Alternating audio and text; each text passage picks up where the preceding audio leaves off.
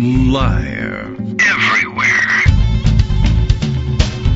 On netrootsradio.com.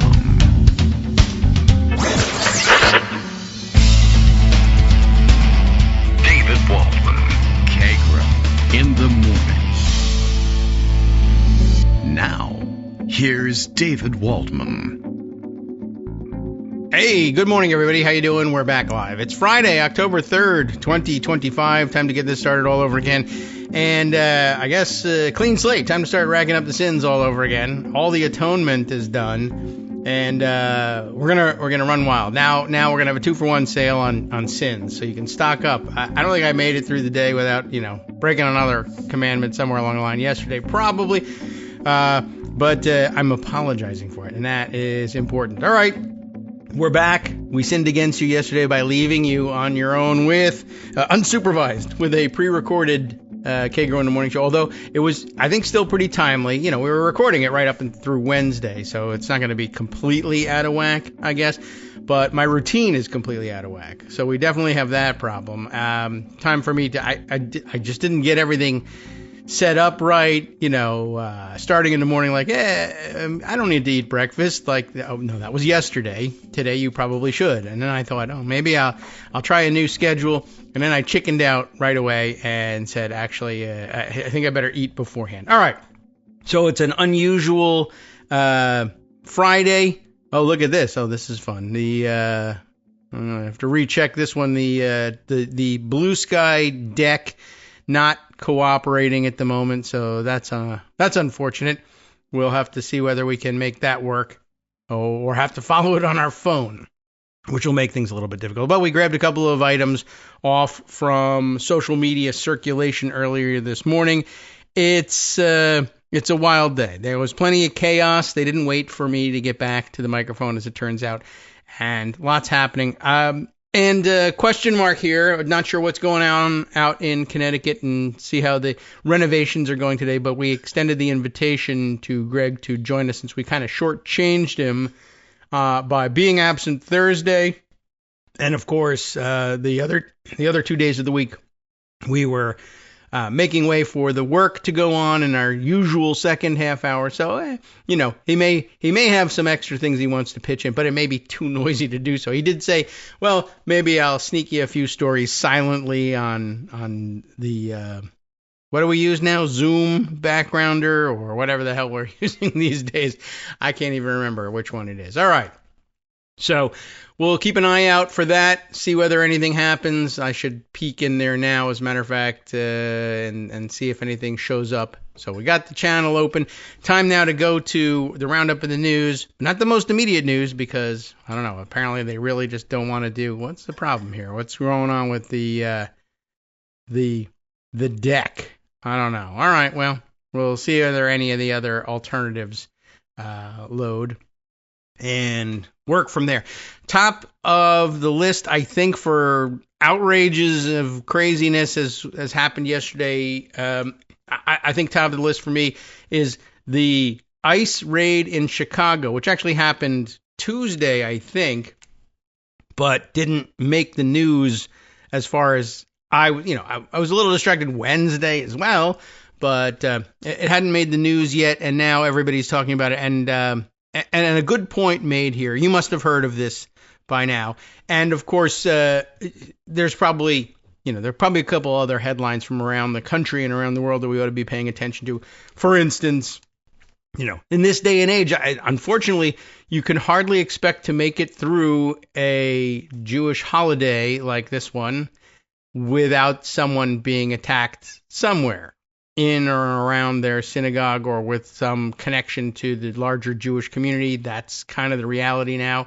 Sad as it is and insane as it is, and it did happen. And thankfully it wasn't, anywhere close to anyone, of us, but, hearts have to go out once again, hopes or thoughts and prayers, although it wasn't a gun attack. We at least have that going for us. And it happened over in the UK, Manchester area synagogue attack. Just noting it for the record and adding it to the pile. Not American domestic news, but certainly an international development that's worth keeping an eye on, because these things are spreading everywhere. We're teaching the entire world how to attack minorities wherever they may exist and whatever minority they may be, and everyone's in danger, unfortunately. Here in the United States, the minority most immediately under attack in the last couple of days, as I said, in Chicago, the immigrant community, but by the way, also just about everybody. Anybody in the vicinity of an immigrant community who might have some pigmentation to their skin is now under attack. And just as Trump threatened in his, what's being increasingly recognized more and more widely each day, just like Frederick Douglass, as an insane speech to have delivered to the military brass, I'm not going to give him a pass for it, but when everybody said, well, it was like a stump speech plus rambling, remember, he didn't have any idea he was giving this speech until like Thursday of last week. He had no idea that this gathering was of any interest to him or what it even was. He had an incorrect picture of what it was, and when he found out it was, in fact, the top American military figures, he just basically said, I'm butting in on your thing, Hegseth.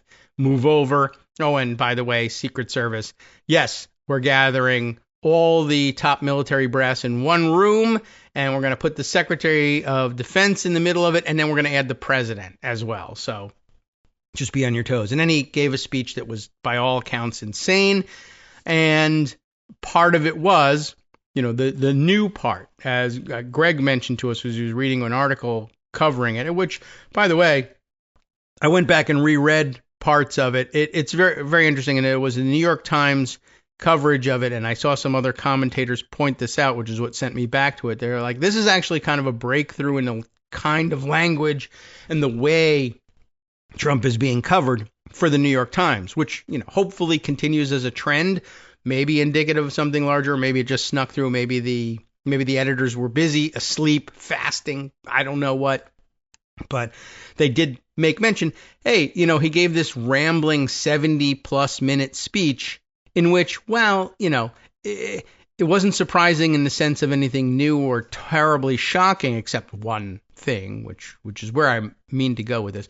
But the rest of it was, he had this extraordinarily unique audience, and, of course, didn't react to it very well. They didn't applaud and cheer and whoop the way his usual audience does, and it unnerved him, obviously, because they were, actual active duty military, and that's not a thing that they're supposed to do. They're actually like well trained and know that they're supposed to basically sit on their hands for a political speech, and that's what it was. That he basically gave either a version of his stump speech or discussed things that have nothing to do whatsoever with the military, except to say it's really great, it's wonderful, and then complain about the weapons or whatever.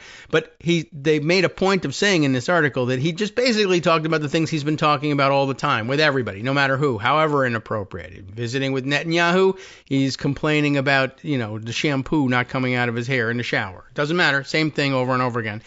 But maybe a little concerning that he keeps doing that over and over again. But the one piece of news that this piece called out was when he said, I'm saying to Pete, Secretary of War, Pete, maybe the military should be, using the raids, the immigration raids in these cities and these, so-called crackdowns on crime, even though they're not cracking down on crime. Mostly crime is down anyway. And when they go, they tend to studiously avoid high crime areas, by the way. These guys don't want to be there at all. And, they're certainly not going to assign themselves the task of walking through the actual high crime areas. They walk through places where they'll get their picture taken, like, fashionable downtown, to look like there's a presence there. Anyway, we should be using, he says, these cities as practice, essentially. Our military can drill by assaulting American cities. No, bad idea. Terrible violation of law and the Constitution and, any number of other safeguards. And so then they had this very flashy, stupid-looking cosplay raid, not the military. So it's not directly related. I guess if there's any connection at all, it was really that the federal law enforcement agencies taking their cues from the military and cosplaying as military said, well, we should use this as practice to get ourselves militarized. So the story, as basically as it can be told, I think was, I'll scroll back and grab some of these reports on it from a day or two ago. But there's some really interesting takes on it. The basic take on it from the local angle, from the Chicago Sun-Times, will lay the groundwork. And we have to do that. You've probably heard the background story, but for me, getting grounded in this will require starting here. Massive immigration raid on Chicago apartment building leaves residents reeling. And then a quote from one, "I feel defeated." This is everything you've come to expect from the sloppiness of these raids, up to and including lots of examples of just grabbing everyone. People who are like, I'm an American citizen. My name is like Bob Jones, and I'm 60 plus years old and an African American. You're looking for Central American immigrants. What are you doing? But they basically did thank God, not the old stuff, kill them all, let God sort them out, but arrest them all and let God sort them out. The Department of Homeland Security said in the subheader here, said federal agents with Border Patrol, the FBI, and the Bureau of Alcohol, Tobacco, Firearms, and Explosives arrested 37 people in the raid. And that's just the ones they kept, basically. They snagged everybody, tied them up, threw them out the door, and then ended up arresting 37 of them, but detained hundreds, apparently. Cindy Hernandez is the reporter for the Sun-Times on this piece. Let's get to it. It begins, with the human interest angle that we were telling you about. Dan Jones. I said it was Bob Jones. I was just kidding. But his name is Dan Jones, and I'm not. Dan Jones was jolted awake. When did they do the raid? 1 a.m. Tuesday. Jolted awake to the sound of federal agents trying to break through his apartment door. Not a federal agents open up right away, whatever, standard threat, just bam. Now, this is funny. It says they couldn't get past his double lock, so he went back to bed. That's funny on two levels. One, they couldn't get past his double lock. Like, okay, if you're going to be militarized, get through a double lock, guys. You can do it. But second, just a hint about, what conditions may be like in a tough part of Chicago where there really might be a crime problem. Law enforcement showed up, did not take care of this crime problem. This guy lives in an apartment building where if you're jolted awake around 1 a.m. by the sound of somebody trying to break through your apartment door, but thank God your double lock is all that saves you, like, think about how well you would do going back to bed. Like, probably not. But Dan Jones, another night with somebody trying to smash through my double locked door. That's not great. But when he woke up hours later for work, yes, he walked out and found broken doors littering the hallway and his neighbors missing. Actually looked like an alien abduction scene, right? But not the kind you think. Not the kind that makes Stephen Miller... Well, it was the kind that makes Stephen Miller excited. But the rest of you Star Trek fans or, Third Close Encounters fans, not that kind of alien abduction.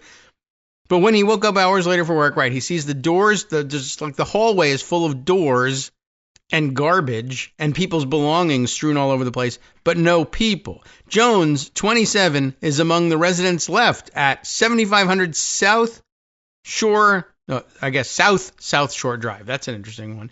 Two Souths. It's South Shore, and this is the southern part of South Shore Drive. A little confusing. Not to Chicagoans, I'm sure. Anyway, the residents are now trying to piece together what remains after an early morning, high-powered, to say the least, federal immigration raid led to the arrests of dozens of their neighbors at their South Shore apartment building. Armed federal agents in military fatigues, because that's where they were. The jungle, everybody. Military fatigues busted down their doors overnight, pulling men, women, and children from their apartments, some of them naked. Just, by the way, no, you can't put on any clothes. We're going to humiliate you by dragging you out the door as you are. which is, it's fine if you're left alone in your apartment. Do what you want to do. But do they really have to be bound and tossed out the door with no clothes on? This, according to all the residents and witnesses. Agents approached or entered nearly every apartment in the 5-story building, and U.S. citizens were among those detained for hours. When he got home from work, Jones said he entered his unit, right? He had the double lock. They didn't get through his door. He goes out to work. Damn, look at this place. It's destroyed. What happened to all the people? At least I'm glad I wasn't grabbed. I'm on my way to work. My double lock saved me, right? When he comes back from work, he entered his unit to find all of his electronics and furniture missing, and all of his clothes and shoes thrown on the floor. They found their way in while he was out from work and just ransacked the apartment and took everything of value. Why? 'Cause I'm wearing military fatigues and I got big guns. Get out of my way. Well, you're not arresting this guy for an immigration violation. No, but look at this TV. I think I'll have that. Who knows what happened to this stuff?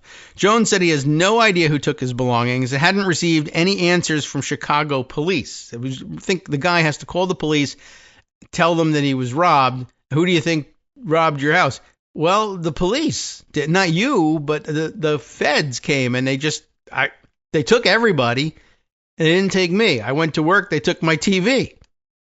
I'm pissed off, Jones said. Yeah, I feel defeated because the authorities aren't doing anything except robbing my apartment. That's the defeating part. On Wednesday, toys, shoes, and food were still in piles in the building's hallways. Property managers were seen throwing mattresses and broken doors into dumpsters. I'm not sure why they were throwing mattresses into dumpsters, although I think what they're getting at in this report is it's starting to sound like the building's managers, A, weren't particularly careful about keeping the place up, and B, may be a little Trumpy and may have even given the go-ahead for the place is full of immigrants and I'm mad, or they don't pay their rent on time, or nobody pays their rent on time here. Throw them all in jail, and I'm going to, what if it's somebody who wants to redevelop the property or something? Well, we'll just harass everybody into leaving, and then I'll be able to do it. Throwing out mattresses. I don't know. Maybe they rented some furnished apartments, and the mattresses were ruined in the raid. I can't really tell. It's a little odd. Anyway, the Department of Homeland Security said federal agents with Border Patrol, the FBI, and the BATF, and I guess now an E on the end. It's harder to say that way. You might as well just read the whole name. Arrested 37 people in the raid. DHS said some of those arrested, quote, are believed to be involved in drug trafficking and distribution. Sure, we just believe it. Weapons, crimes, and immigration violators.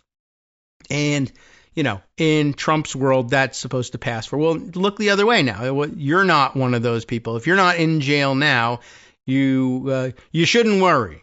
Unless we come and grab you later. And if we do, we're going to tell people that you were involved in drug trafficking and distribution, weapons, crimes, and immigration violations. These are things that are supposed to make people turn their eyes away and not ask any questions. The feds claimed that the South Shore neighborhood was, quote, a location known to be frequented by Tren de Aragua members and their associates. But DHS, of course, gave no evidence to support the assertion. And authorities did not confirm that any of the people arrested were members of the Venezuelan gang. Alleged Tren de Aragua members have been charged and detained in Chicago, somewhere, as recently as August, but the Chicago Sun-Times has found little evidence tying them to violence in Chicago. Roderick Johnson, 67 years old, is one of the many residents who were detained by federal agents during the South Shore raid. A U.S. citizen. Not that any of them care. The problem is he's too dark, you see. Or we just don't like that guy. A U.S. citizen, he said agents broke through his door, middle of the night again, 1 a.m., broke through his door and dragged him out in zip ties. Why? Because it's a grab them all and let God sort them out operation. Not legal, not constitutional. Huge problem. Johnson said he was left tied up outside the building for nearly 3 hours before agents finally let him go. I asked agents why they were holding me if I was an American citizen, and they said I had to wait until they looked me up, Johnson said. I asked if they had a warrant. I asked for a lawyer. They never brought one. Of course not. They were never going to do that. Video taken near 75th Street and South Shore Drive showed federal agents in large vehicles gathered on the street near the building. Some wore U.S. Border Patrol uniforms. Others had FBI logos.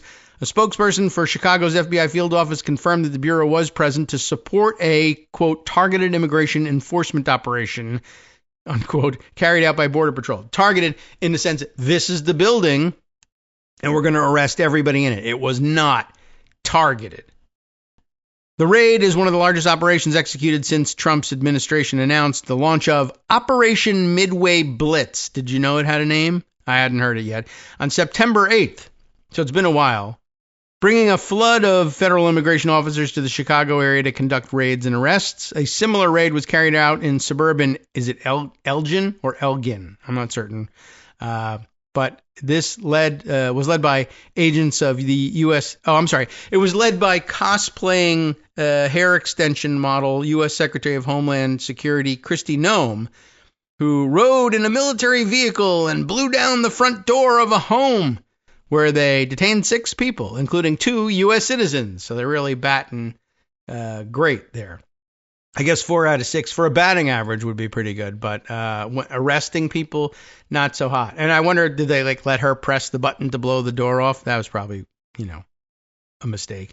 In the South Shore raid, neighbors said federal agents used flashbang grenades to burst through the building, and several drones and helicopters were deployed. As a matter of fact, I read elsewhere that federal agents were seen rappelling from helicopters, I guess onto the building roof or maybe into the street. But they brought out all of this stupid equipment and weaponry. It was insane. I saw them with some, I don't know what you call them, these ladder-like devices that were designed to help you quickly hop over a wrought iron fence. It was a pretty low fence too. Why do they had to go over the fence? I don't know. They could. There are entrances to the fence, but they brought out all the gadgetry and all the toys for this one. Helicopters? Come on. This is not Osama bin Laden's compound. It's just a regular apartment building. Ebony Sweets Watson, who lives across the street, said it looked like hundreds of agents were outside her front door. Watson said she saw agents dragging residents, including kids, out of the building without any clothes on, and, of course, the preparations they made for themselves. Armored cars, helicopters, drones, flashbang grenades, rappelling out of helicopters and whatnot. Did they even get so much as buses, the prison buses to take people away? No, they packed them. Everyone they arrested got thrown into U-Haul vans to take them away. What? Kids were separated from their mothers, she said. It was heartbreaking to watch. Even if you're not a mother, seeing kids come out buck naked and then be taken from their mothers, it was horrible. We haven't seen that since I don't know when. Vietnam, I guess. I got no idea. Watson said she went into the building to help one of the residents and was shocked by what she saw. Stuff was everywhere, said Watson. You could see people's birth certificates and papers thrown all over. Water was leaking into the hallway. It was wicked crazy. I didn't realize they said that in Chicago. But yeah, it was. And I assume, by the way, we were tearing children away from their mothers every day in Iraq and Afghanistan as well. So we shouldn't leave them out of the picture. Pretty much wherever we go, I would guess. So how do you like that? Birth certificates and papers thrown all over. I'm a citizen. Oh, yeah, prove it. Here, look, my birth certificate. Psh, screw that. Throw that away. Get in the van. That's how they handled it. Jones, who lives on the 4th floor, said most of his neighbors were Venezuelan and often took turns doing all the crime, right? No, took turns cleaning the hallway because the property owners did little to maintain it. Irresponsible people. They were cool people, Jones said as he looked to his next-door neighbor's unit. They didn't speak a lick of English, but we used translator apps to talk to each other. And I know that's what bothers the anti-immigration, but they didn't speak a lick of English. Well, they get along. Is there a reason to bother them? They're using apps to do their communications. Is that different from you in some weird way? I don't know. Well, some of it is in Spanish. Yeah, well, I don't know. I think if they can get along with the apps, then what's the issue? You've got the app. What are you complaining about? I don't know. People just don't like to hear it. They're just they're just racist, so they don't like to hear Spanish. Jones wondered what would happen to his neighbor's young children. Jones and Johnson said they believe the landlord would kick out the remaining residents. This is why I'm a little worried about them. The remaining residents from the building, which public records show had previously received code violations. Owners of the property could not be reached for comment. So they like the original Tren de Aragua complainers in Aurora, Colorado, have a feeling that there's something shady about the apartment building and the way it's being run, and that complaining that the place is Tren de Aragua gang infested is like the proven method to get the federal administration on your side and do the job of kicking out all of the residents that would otherwise take years to accomplish in local courts. And all you have to do is make up a story that says we've been invaded by Venezuelan gang members, and that's it. Now that's your way around the local jurisdiction. Brandon Lee, a spokesman for the Illinois Coalition for Immigrant and Refugee Rights, said the group was working to identify those taken in the raid. It was a violent show of force in the middle of the night, Lee said. Taking families out of an apartment building in a residential neighborhood like that is harmful. It is traumatic, and that is not something that people can easily recover from, whether they themselves were taken or whether they witnessed it. All true. That's a good basis to start from. There's more to the story being told by others and some great comments being made along the way on social media, although we have to go and see whether I can actually open them up. But I did see, I don't even know now if I'm going to be able to open these things up quickly and reliably without also missing my cue on the music, which I have just done. Ladies and gentlemen, it's already started. Well, okay, if I can just make my apps work correctly, this would be a lot better, a lot smoother. But somebody was pointing out, this is, not only is this, not okay, but this is kind of squarely in the prohibited by the Fourth Amendment place, but like squarely in the mode of the English did this to us. That's why we had the Revolutionary War. Problem. Hi everybody, it's me, David Waldman. Yes, the same guy who interrupts you all the time. Interrupting you one more time just to tell you again, another reminder that your contributions are what keep this show on the air, and patreon.com patreon.com is still among the easiest ways to make the sustaining subscription donations that keep us afloat. Are you ready for the pep talk about how our Patreon campaign is still going strong and growing? Well, too bad. Yeah, the plain fact is we actually are headed in the wrong direction, and whereas we once had about 175 monthly patrons, we're now actually down below 150. Time to recruit some more. Not exactly the kind of news I wanted to share, but there it is. For those of you in a position to support the show, patreon.com does make it easy to make those secure, recurring monthly contributions to do so. Patreon.com/KagroX gets you straight to our donation page.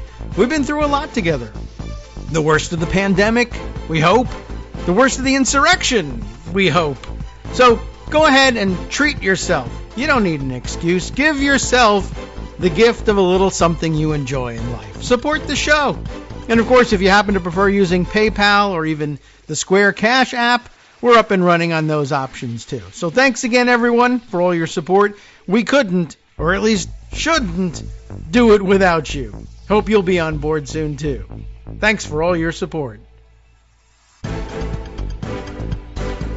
All right, welcome back now to the Kagro in the Morning Show here on Netroots Radio. Everything's a little screwy. We'll make it work in post-production. Big extra work for the editing suite upstairs. Sorry about that.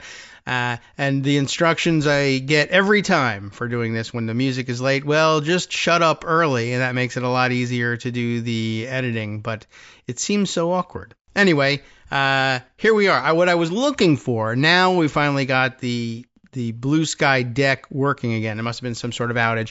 I was thinking of Andy Craig's comment. Andy Craig is an election law and policy type guy for the unpopulist.net. That's taken from the Blue Sky profile there. So, but he had a very clear view of what was going on here. But pointing out the nature of this raid was just basically as we saw, let's say there were some other similar observations that this is just not something you can do, and for for a pretty good reason. This is essentially like a general warrant for there was no warrant, of course, but if there had been, it would have been like a general warrant. This is literally something, as Andy said, core violation of everything American from the start. Here's how we put it. Here we go. You can't raid and arrest everyone in an entire apartment building, or even legitimately get a warrant to do that, any more than you could for a whole neighborhood. That would be a general warrant. This is the most specific, core, the British did it to us thing that the Fourth Amendment was written to ban. That is true. But that's an excellent way of putting it. This was a core complaint against the British Crown in the Revolutionary War, and was very clearly the motivation for the Fourth Amendment, which I'll remind you, when I say general warrant, like, that's just not something we have experience with in the United States, because it's been banned for 250 years. So we're not all that familiar with it, but I think it probably defines itself best in the negative when we read the relevant part of the Fourth Amendment, right? About the part about the right of the people to be secure in their persons, houses, papers, and effects. Well, by the way, how well did we do on that one? Break down everybody's door, no matter who they are, zip tie them, grab them, drag them out naked, then ransack their house. And if they have actual papers that prove that this shouldn't be happening to them in the first place, and it really shouldn't be happening to anybody at all, ever, but that you just chuck them. Throw them out the window. Who cares? And then ransack the place and maybe take all their electronics too. So how about that? The right of the people to be secure in their persons, houses, papers, and effects against unreasonable searches and seizures, that's one of these, shall not be violated. We know about that part. But what about sometimes the less discussed, although we're always talking about this, we see this in police procedurals all the time. People notice it. Well, do you have a warrant? And some, like, now they're taking advantage of the fact that people, do you have a warrant? I saw that on TV. And then they produce official looking paper. And the truth is, in most of those shows, they don't show anybody examining the warrant and what are the elements of a valid warrant.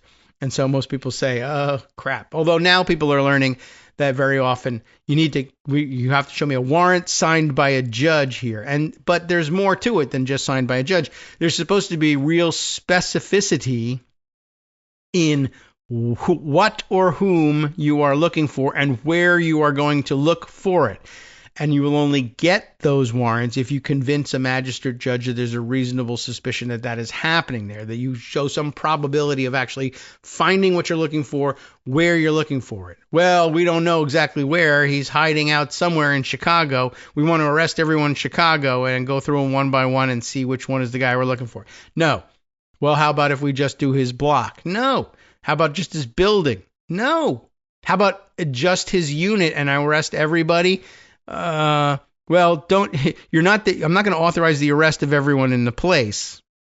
But, if you finally know where he is, yes, give me an address and tell me who you're looking for or what you're looking for.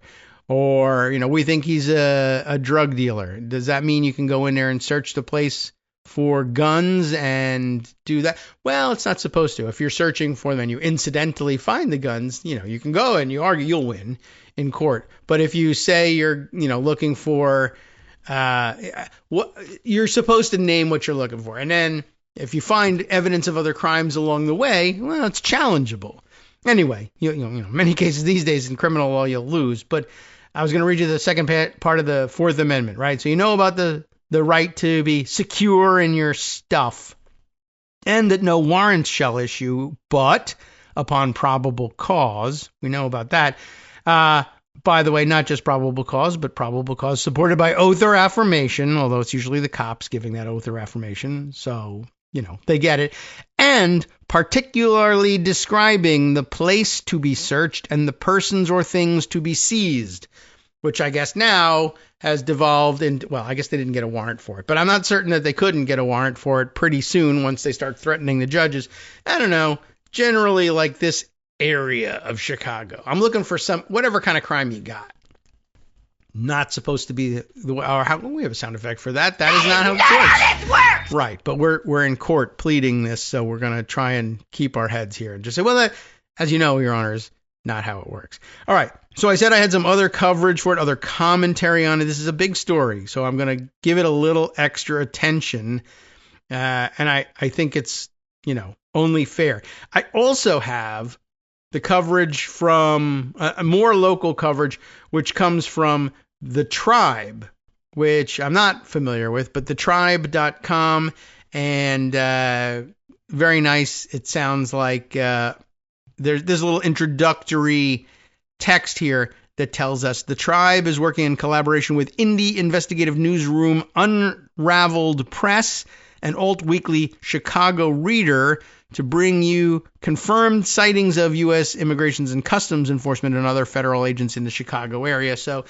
you get some idea of the angle from which they're coming on this story, which is a good one, but it's only fair to tell you something a little bit about the outlet in order to give you some context. So here's their headline. Feds detain dozens of immigrants in, quote, massive, and it is massive, South Shore apartment building raid in Chicago. Dave Burns and Raven Geary are the authors of the piece. It came out, as we said, on September 30th. So this happened a couple days ago, updated just yesterday as, we East Coasters who were busy with something else on Thursday finally found out about this story.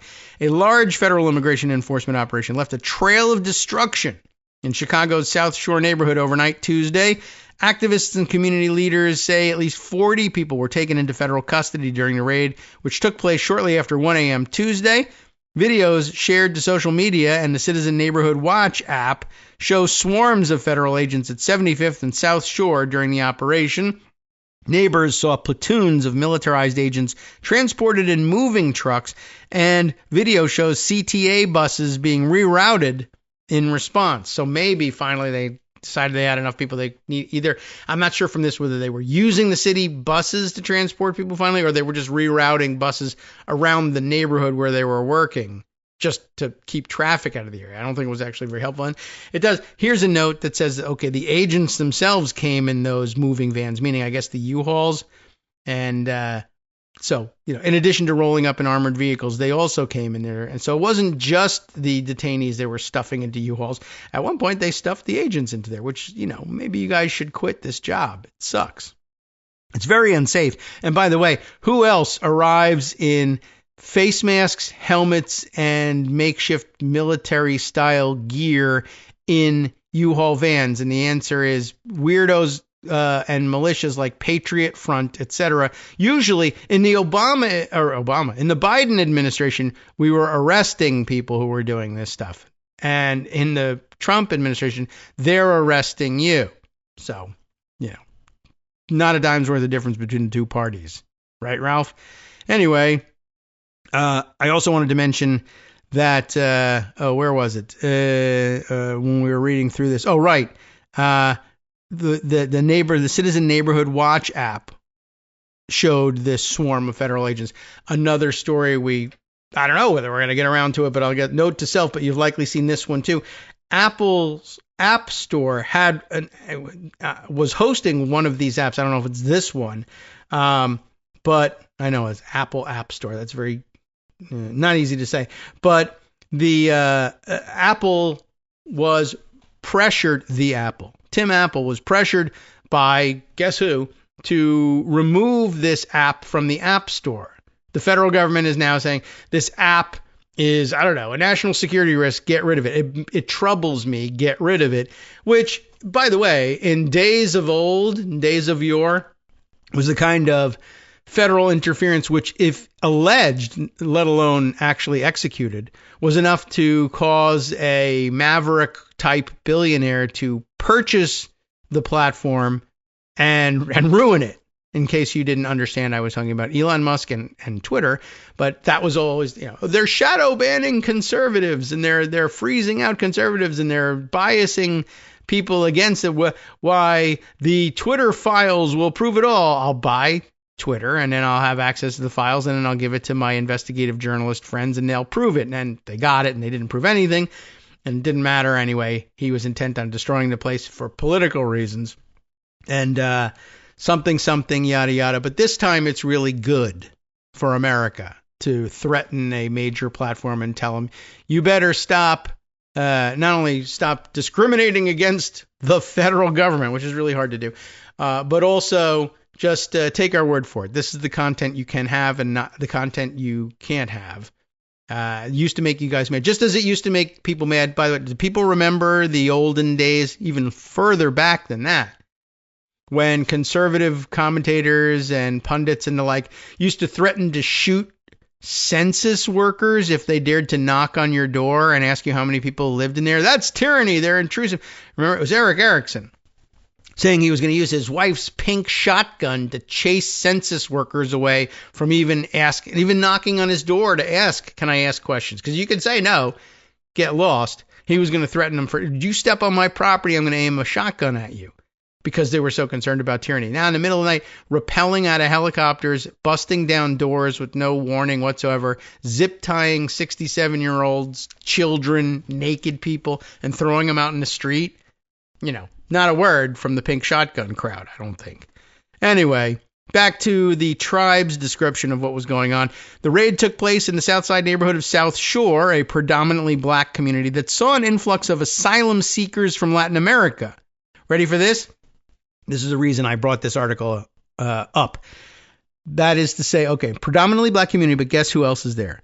An influx of asylum seekers, remember that, from Latin America, who were bused to sanctuary cities like Chicago by the Republican governors of Texas and other bordering states. You remember all of this, right? So we're talking about people who arrived at the border, presented themselves to authorities at the border. That's how the asylum seeking thing works, right? I realize I'm not sanctioned to enter this country, but I'm seeking asylum, but I'm doing it this way. I'm coming to you, the border authorities. I'm telling you, I'm persecuted in my home country. I'm under a threat of death there.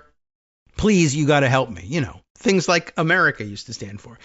And, of course, what did the authorities down there do? They rounded them up and put them in detention facilities down in Texas. But that wasn't enough for the Texans, and they came up with the cruel, for them, they crack a big smile at this, the trolling that they were doing. Well, you blue city people up north or whatever, you say tell you what, you say you want to make your place a sanctuary city? Fine, you handle these people. You take care of these people. And they put them on those buses.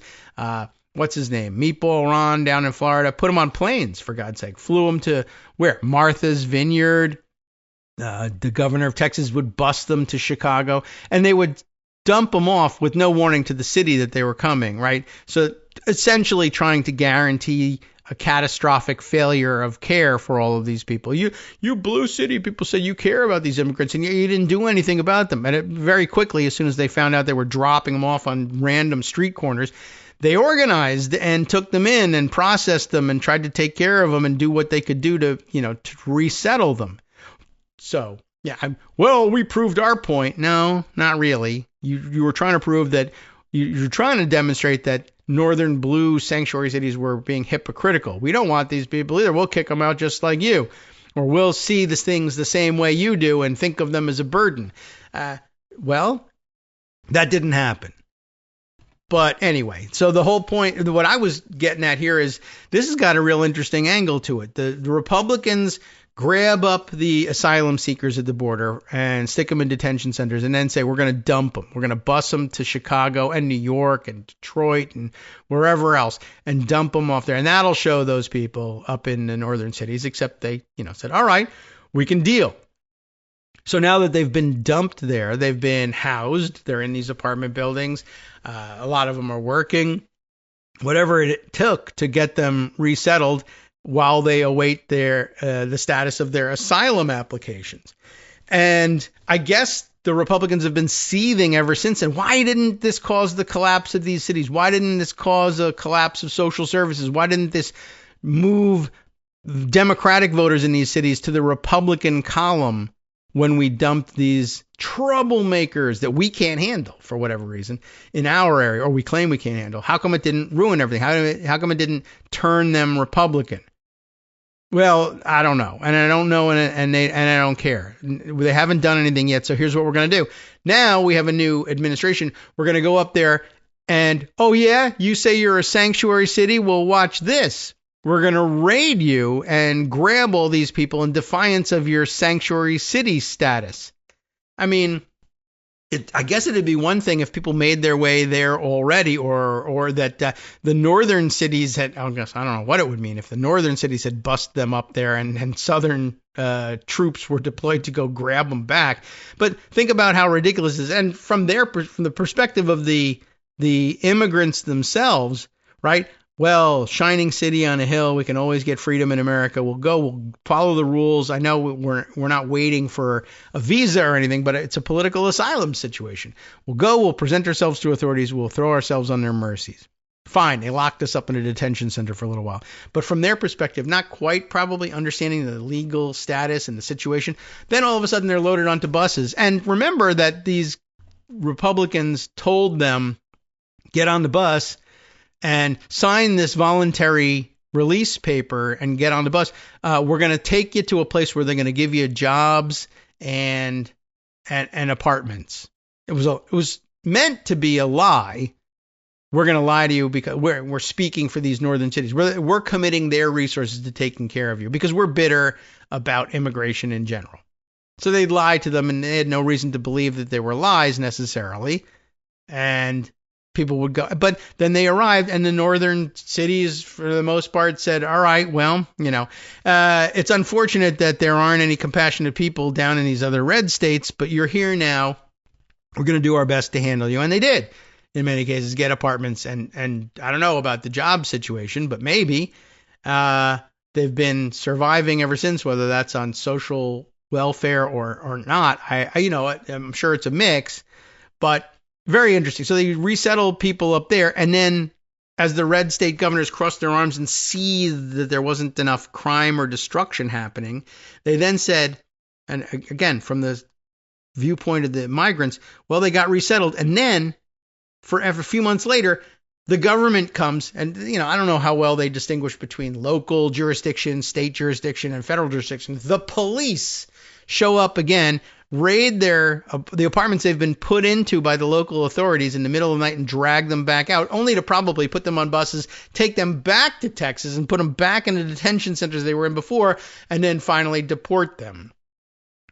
That can't make any sense to these people. But there's another point to this too, which I'll embellish a little bit, but I happen to see also on Blue Sky, and I got to find it because it was well put, I think, and I want to credit to it's Ira Goldman, who we used to follow way back in the Twitter days, is now on Blue Sky. KD by proxy, KD the knee defender. Remember that? He's a Senate guy and a procedure guy, but had a cool invention for airplane travel. That's the KD knee defender. You look it up if you don't remember that one. But anyway, Ira was saying, look, framed this way, as I was pointing out, just quoting this piece, that these folks who were taken were mostly resettled asylum seekers who were bussed up there by Republican governors. Framed this way, there's a planting drugs kind of facet to this, right? Abbott busses contraband to Chicago, and then Trump uses that as a reason to invade Chicago. That's a good point. Like, they're just planting, like, we're going to plant people there, Venezuelan asylum seekers, and now redefining Venezuelan asylum seekers as definitely all Tren de Aragua gang members and violent drug traffickers. And by the way, yes, and the other major story of the day is Trump was given another toy to sign in the Oval Office, a quote-unquote executive order insisting on his own authority and no one else's, that we, A, are at war, and B, the war is with drug traffickers generally, but also Tren de Aragua maybe specifically, but who knows, but because I didn't put that down on paper. He now just basically says the war on drugs is equivalent. It's no longer metaphorical. It's a real war. The military is going to intervene in all of this, and that means capturing and killing people that we are just telling you are now, they're not drug dealers anymore. They are drug dealers, but we're going to reclassify them as unlawful combatants. Everyone remembers that, right? Everyone remembers George W. Bush and the Unitary Executive Gang, the Cheney family, as a matter of fact, now very unhappy with their previous work, just basically declaring and defending in court and winning the right for presidents to declare who is and who isn't an unlawful combatant because reasons, and sometimes those reasons can be super classified and we can't tell you.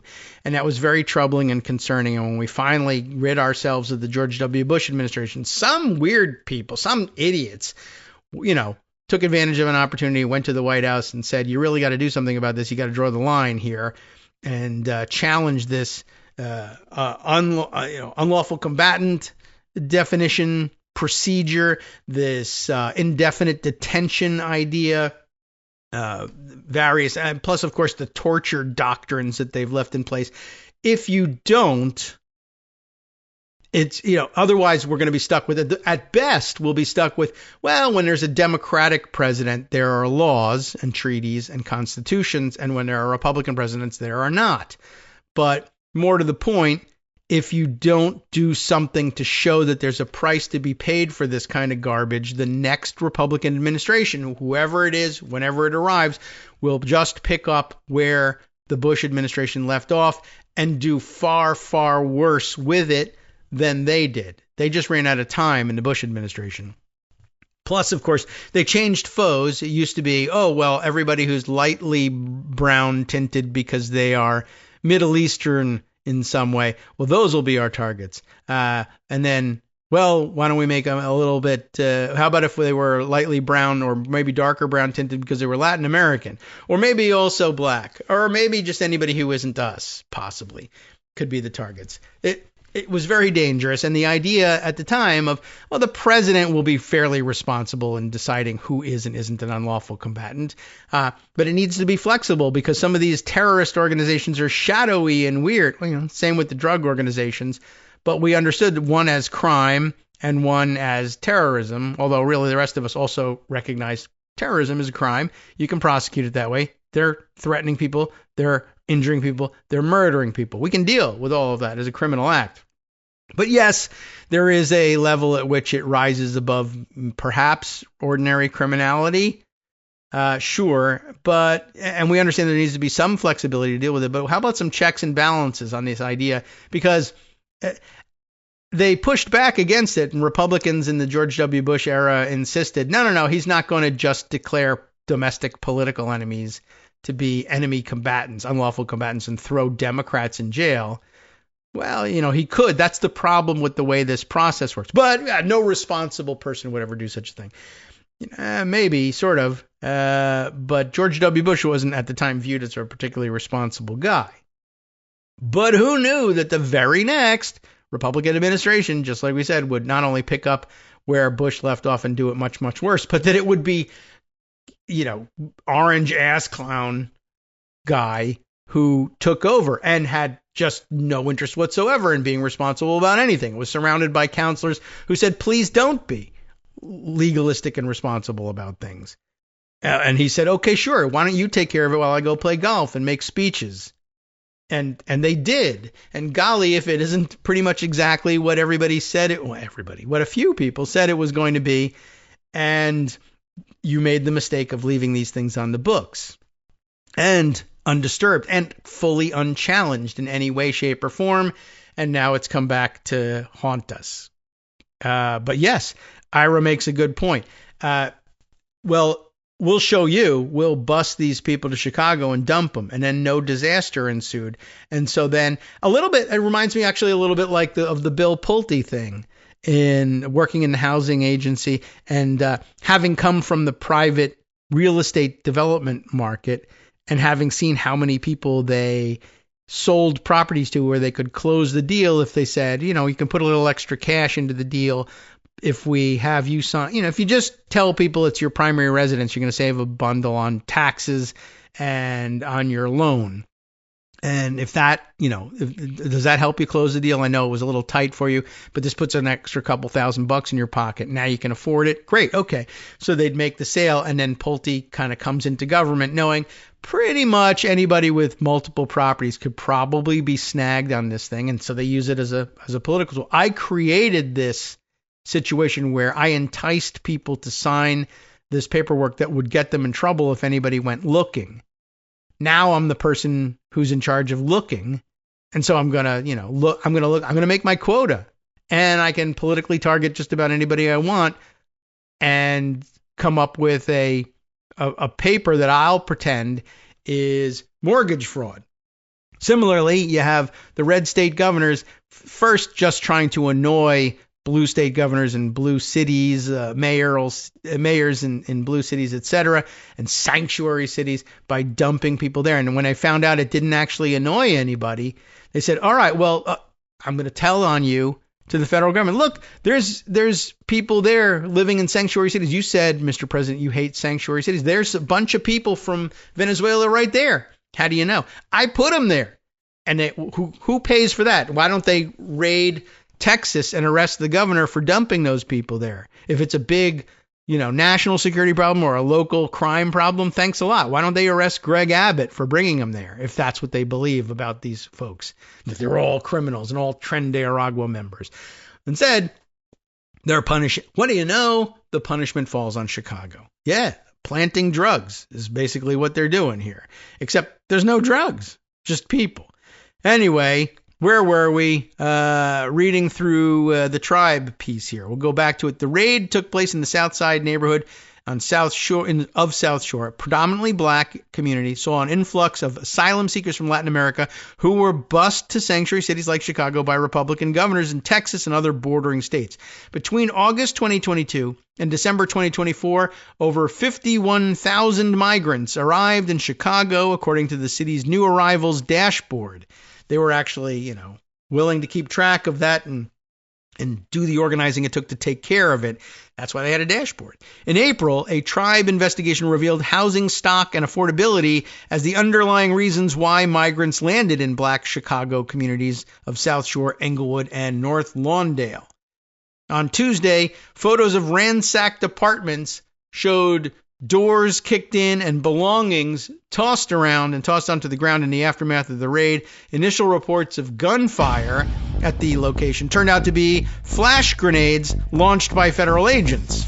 So ShotSpotter probably picked that up. Videos shared to social media show a significant number of FBI agents among the mix, who should have known better, of course. But, had they stopped any of it, would have been fired by Kash Patel. All right.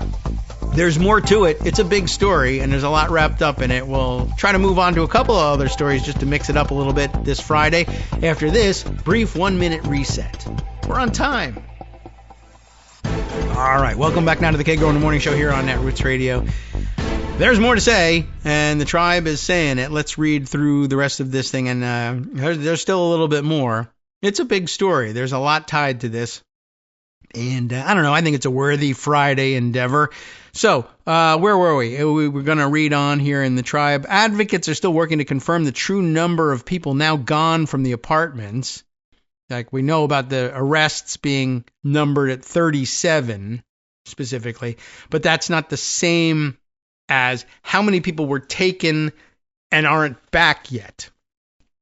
So keep that in mind when you're parsing through the reports. Advocates still working to confirm the true number of people now gone from the apartments. Not arrested, not detained, not deported. Doesn't matter what their fate is. How many people were living here and where the F are they now? We're down to that level. Are they gone, disappeared, dead, thrown out of the helicopters? What happened? Don't know. The timing of the raid and the tremendous number of federal police present made it difficult for volunteers to respond appropriately. The Department of Homeland Security has not provided a statement on the operation or detailed the number of people detained. We're not being given any information directly. Veronica Castro of the Illinois Coalition for Immigrant and Refugee Rights said at a press conference outside the South Shore apartment building, "This looked like hundreds of masked agents knocking down doors and dragging families out in the middle of the night, holding babies that were unclothed," Castro added. And then a couple of embedded videos and pictures taken by observers. A couple who lived nearby and only provided first names told reporters they were shocked to see the enormous militarized raid in their community. I think all that money could be better spent, said Mike. They also expressed concern about President Donald Trump pivoting to target black people or other communities of color. The apartment building is adjacent to Excel Academy of South Shore and Powell Elementary School. You know, we're used to parades of kids going by our home on their way to school. This morning, we only saw a small fraction of that, said Mike, because the rest of them were gone.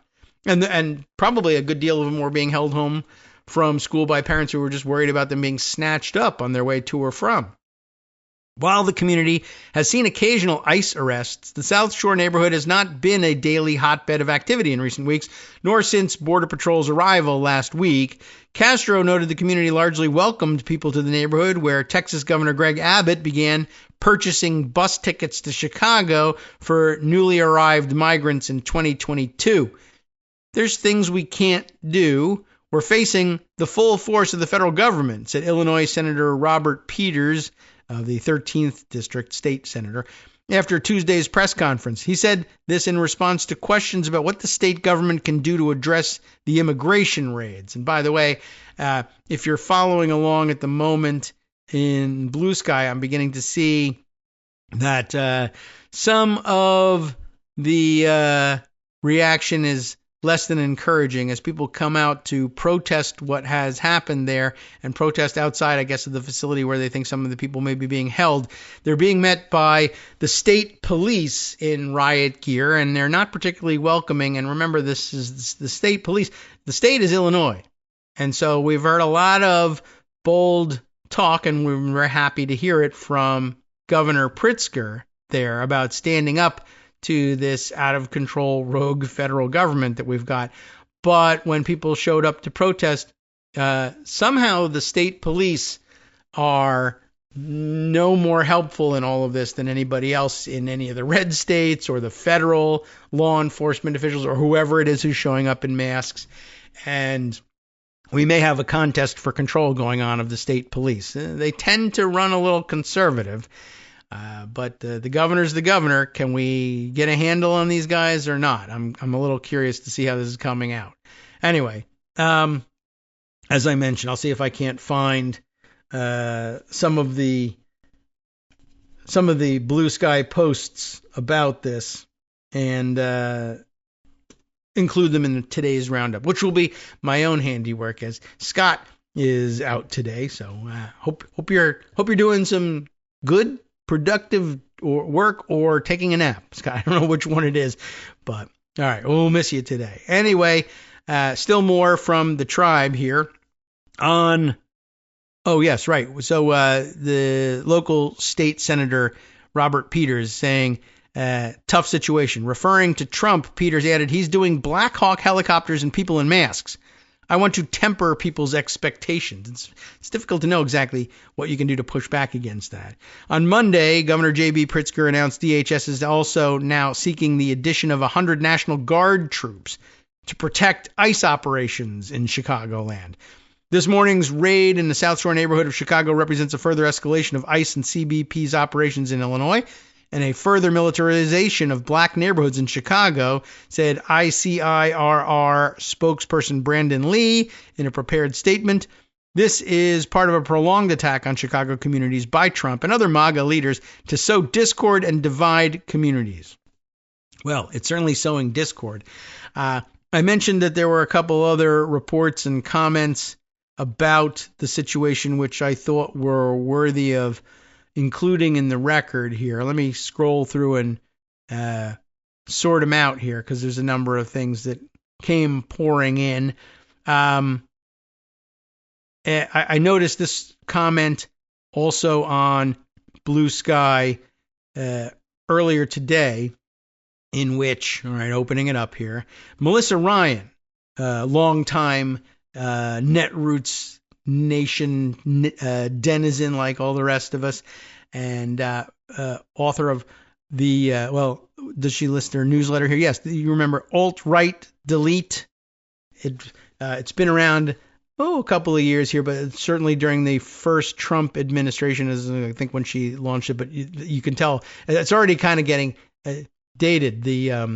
The title. I mean, it's a good one and it's established and you stick with it. But alt-right, right? They've moved on from alt-right as an identifier for themselves these days. I guess largely because of the work that people like Melissa did in tarring it as a huge negative. Like the people you don't want to be near or associated with are the people who call themselves alt-right. So they started to, move away from that. So it's good work in that sense. And the good work continues. She's got a good eye for this thing, I think. She points out what article she was looking at. She says, I always pay attention to what stories People magazine and other consumer media outlets cover. That's a good descriptor right there. We always talk about traditional media or legacy media or whatever, or as the right wing used to call it, mainstream media. But consumer media, that's a good and different angle to take on it. Oh, so she says, well, by looking at that, that's how you can tell that something has broken through the usual political and news bubbles. The horrific Chicago story has broken through. I don't know whether there's a print edition of People out that has this on the cover, but splash page story when you go to people.com for it. And so let's say we did that. Let's say we went over to people.com. We would be met. I don't know about, what's the front page do now? I'll take a look. But it may be that yesterday and the day before, their usual fare is still their usual fare. Taylor Swift on the front page, a number of other entertainment related things, but apparently also, at least yesterday, getting front page treatment. ICE agents rappel from helicopter in overnight Chicago raid, dragging kids from beds to U-Hauls. It's not going to go over too big with the normies, I don't think.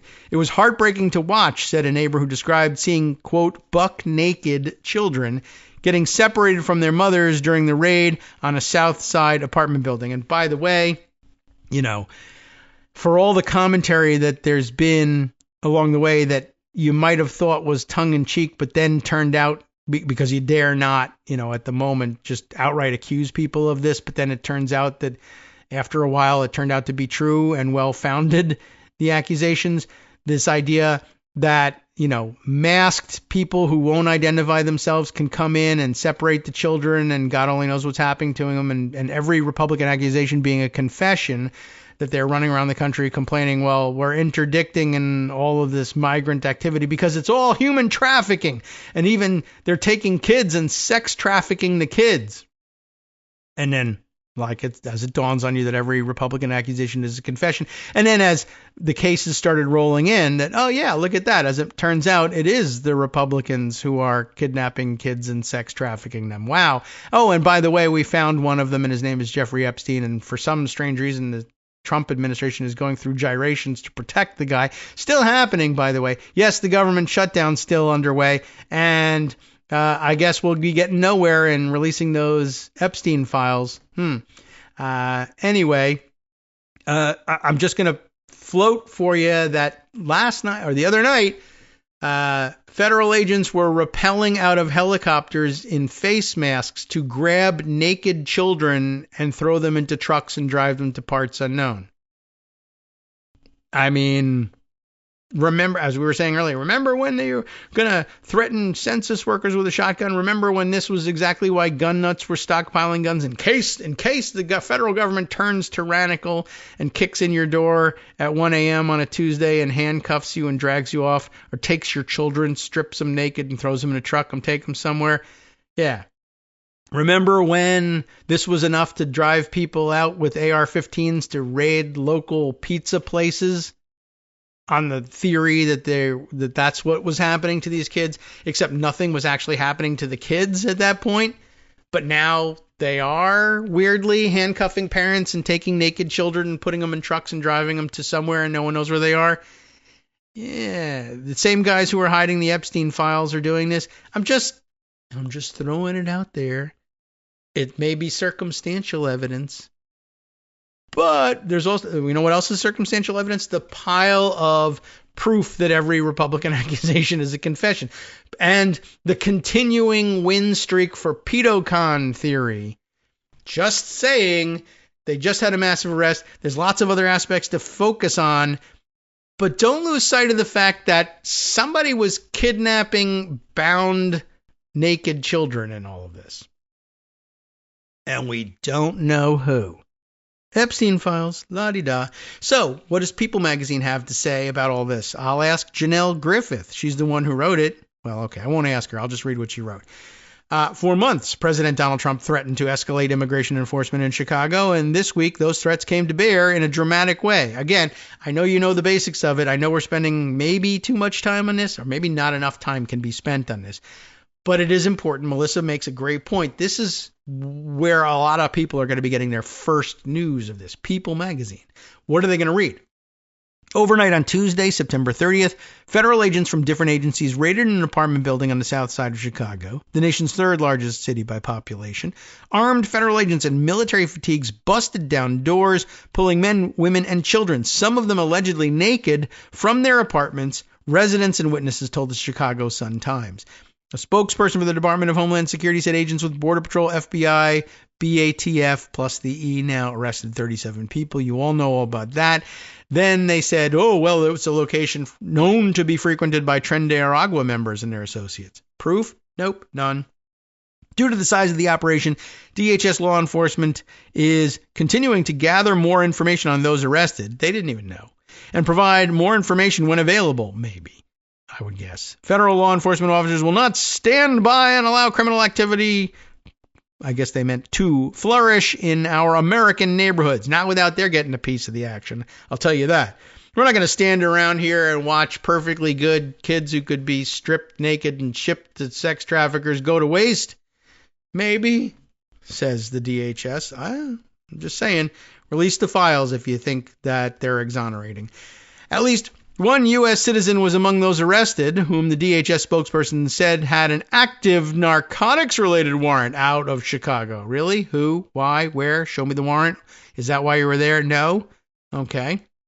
That individual was turned over to the Chicago police, the spokesperson said. At least we know where they are. If that's true, by the way. Federal agents used flashbang grenades to burst through the building, and several drones and helicopters were deployed, neighbors told the Sun-Times. Then they used the quote from Ebony Sweets Watson, who we heard from in the Sun-Times piece. So, yeah, they borrowed from the same. So that I guess people will be all over the country will be reading what we read in the Chicago Sun-Times, which was pretty well described, I think, and probably raised some ire elsewhere. 4 children who are U.S. citizens were taken into custody amid the operation at the apartment complex on Tuesday until they could be placed in the care of guardians or the state or, maybe traffickers, the DHS spokesperson said.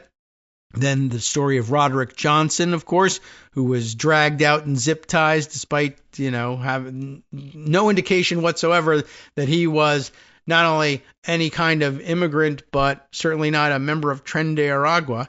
I asked if they had a warrant. I asked for a lawyer. They never brought one. You heard that. Governor J.B. Pritzker and Chicago Mayor Brandon Johnson have condemned the federal response, saying it was not making the city safer. Oh, it's not, They're right, and was putting people in danger. Johnson accused Trump of trying to militarize the city. Pritzker accused ICE agents of acting like jackbooted thugs. Remember whose phrase that was? Yeah, that's right, Republicans. Again, every Republican accusation is a confession. The jackbooted thugs thing comes from Waco era. This would be Clinton administration, Republican, this is pre-Tea Party, which wasn't until Obama. This was like the militia movement in response, they said, to Waco, Ruby Ridge, and the like. Holy cow. Just remember, that was their thing. They were going to stockpile guns to protect against being attacked by jackbooted thugs. Here they are. One of the issues with it, you try to point out the hypocrisy. Where are these people who were so afraid of the government overreach and jackbooted thugs that they were stockpiling guns all these years? Unfortunately, though, the answer is they joined ICE and became jackbooted thugs. It was free jackboots, and they just could not resist, I guess. Boots are expensive. Anyway, this is not about fighting crime or about public safety, Pritzker said on Monday in response to a slew of federal agents descending upon the city over the past week. This was before they conducted the raid, right? On Monday, Pritzker says this isn't about crime or public safety. They're just it's about sowing fear and intimidation and division among Americans. Then Tuesday, there's the raid. On Sunday, September 28th, armed federal officers in camouflage patrolled tourist-heavy areas of downtown Chicago. Back to that point, they do not go where the crime is. Yes, the crime numbers are lower. We could debate that all you want. But when these federal agents and military members get to these cities and say, well, they're here on a mission to crack down on crime, to be honest, they seem to be certainly disinterested, if not just outright chicken, to go to a place where there's actual high crime rates and try to help. They go to the tourist areas so that people who will travel elsewhere will say, I was in Chicago and there was military folks all over the place. And then, of course, what they're really looking for is tourists from red areas to go back and say, I'm from Texas and I was scared to go to Chicago, but my family really wanted to, something, or we were visiting family and I wanted to show the kids the sights. So I brought 10 guns, but it turns out I only needed 9 because the military kept me safe in Chicagoland. Didn't go anywhere there was a crime to be worried about anyway, but neither did the people they're shipping in there with the guns. I don't think they're very interested in actually taking on crime either. All right. And who could blame them? It's dangerous. They only joined the military. Anyway, at a news conference this week, Pritzker claimed federal agents were not targeting violent criminals or gang members, as Trump pledged to do, whatever that was worth. And that 60% of the individuals ICE had taken into custody in Illinois this year had no criminal convictions. So there you go. That's the way the story is being presented through People magazine. It is important to keep an eye on that. Melissa has a great point. Thank you, Melissa, for doing that. What the hell else is going on? So federal government shutdown in when are we on here? Day 3, October 1st, 2nd, and 3rd. And, well, guess what? Trump, I guess, has got plans for how to use this thing. We were worried about that the other day. And we mentioned that my theory on this is that the White House views this as an opportunity to say, well, the government's closed, and in the absence of a whole government, we'll just look to the unitary executive. And in other words, that it runs both ways, right? Everybody in the executive branch reports to the president and is subject to firing at the president's insistence, even the Fed governors, even though the Supreme Court continues to say, no, not them. This doesn't dissuade. Trump hasn't said, oh, that's the limit on it. No, he says, no, I do get to fire them. They're just wrong about this. They don't realize it. Later on, they'll overrule themselves. But it works both ways. Not only does the president, in their view, have control over every member of the executive branch, because basically they're all stand-ins for him, but he can be stand-ins for them as well. If they're all furloughed, right, he can, as president, take over their role and say, this is what's going to happen. So he can rewrite everything: tax law, appropriations bills, close departments that would ordinarily require congressional action to do that. That's not true, but that's what he has led himself to believe, or why others have led him to believe. I thought this might touch on the subject. I'm not positive of it, but I'm going to read you an AP article. Trump uses government shutdown to dole out firings and political punishment. I think that's the way he wants to frame all of this. And I think it will bear out this theory that I have, that they have a theory that they can do this stuff. Although, again, it's very shaky, to be sure. And one of the legal approaches, constitutional approaches to this might be, what's interesting here is the executive branch. I don't know whether there's been a legislative branch appropriations bill, and I really should have looked that up already. I told you that shutdowns work this way, that they are considered to be partial shutdowns if some of the appropriations bills have passed. They just shut down the parts, that haven't had their appropriation bill yet. Not the whole. It's not all or nothing. And then very often they pass the legislative branch appropriations bill quickly because it's usually relatively non-controversial. Plus, of course, it's their branch. They actually take care of that business. And among the others that routinely get passed even when we face government shutdown would be funding for the military and the military construction bill, MilCon, as they called it on the Hill back in the day when I was there, and a couple others. Sometimes the transportation bills get passed pretty easily because it's, mutual pork and log rolling. But I'm not sure what has and hasn't passed this time around. Anyway, I was interested in how they were going to use this, and usually most of the executive branch agencies are the ones that are left hanging when it comes to deadline time, which actually, it's interesting that Trump views this as the apex of executive power. There's nobody working in the executive branch. That means the president gets to do all the ordering. I both issue the orders and execute the orders. Everything I say goes because all the people who are here to tell me what the limitations are furloughed, and they're not allowed to tell me. That's actually, I think, how they view this thing. But, with most of the executive branch furloughed and shut down, I don't know. Are you at the apex of your powers?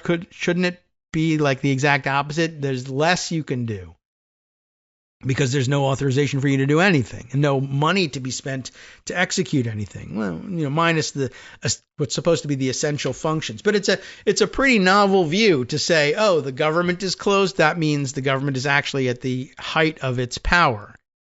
But I think that's what they're going to try to do. Anyway, here's the AP's view of what they're doing. Trump uses government shutdown to dole out firings and political punishment. Lisa Mascaro, Josh Boak, and Seung-Min Kim have the byline here.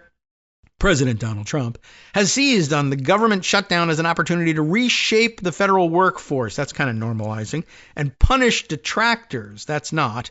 Saying he planned to meet with Budget Director Ross Vogt, Ross Vogt.